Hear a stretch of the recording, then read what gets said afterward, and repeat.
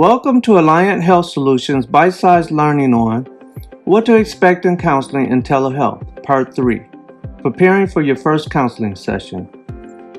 Seeing a counselor for the first time can make us feel anxious or stressed out. But when we know what to expect, we feel less stressed and more confident. Alliant, as a strategic partner in the National COVID-19 Resiliency Network, is delighted to collaborate with Timothy Ng, a doctoral student in counselor education and school psychology at the University of Central Florida. Timothy will share what the first counseling session will look like. He'll explain more important things like informed consent, confidentiality, paying for services, and more.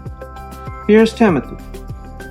What to expect in Counseling and Telehealth Part 3. Preparing for your first counseling session. Preparing ahead of time may reduce the angst you might have towards your first session. For some, it might be helpful to start reflecting on what brings you to counseling and how might you be feeling about our first session.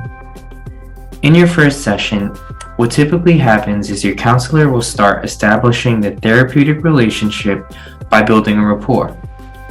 They might begin by asking you what brought you to counseling and inquire about your history.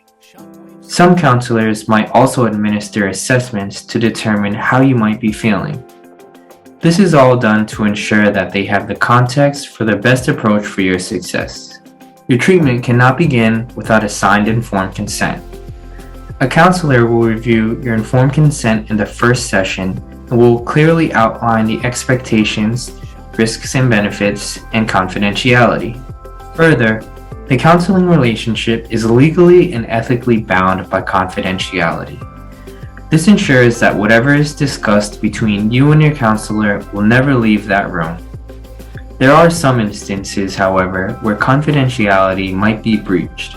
Such examples include if you are in immediate danger to yourself or others, or if there is suspected abuse or neglect of children and the elderly. How you will pay for counseling also varies.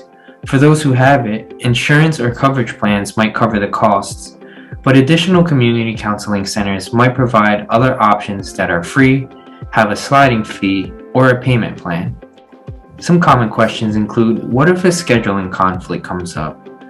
Counselors can understand that life gets in the way. It's certainly okay for you to call your counselor and reschedule. Additionally, you aren't obligated to share anything you aren't comfortable sharing, giving you the autonomy and control over what happens in your session.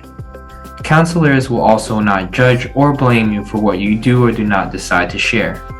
We all experience feeling overwhelmed, but those who choose to attend counseling are courageous and challenge the stigma. Finally, you can expect your session to last 45 to 50 minutes. You will have the ability to be open and honest in a judgment-free environment. You might even find yourself talking about difficult experiences, but your counselor will be there to make sure that this happens in a safe way and might even provide you with some resources to help when you leave. Your counselor will be sure to support you in any way that they can. Thank you for listening to the series on counseling and telehealth. Remember, you are worthy and important. There's strength in reaching out for help when you need it.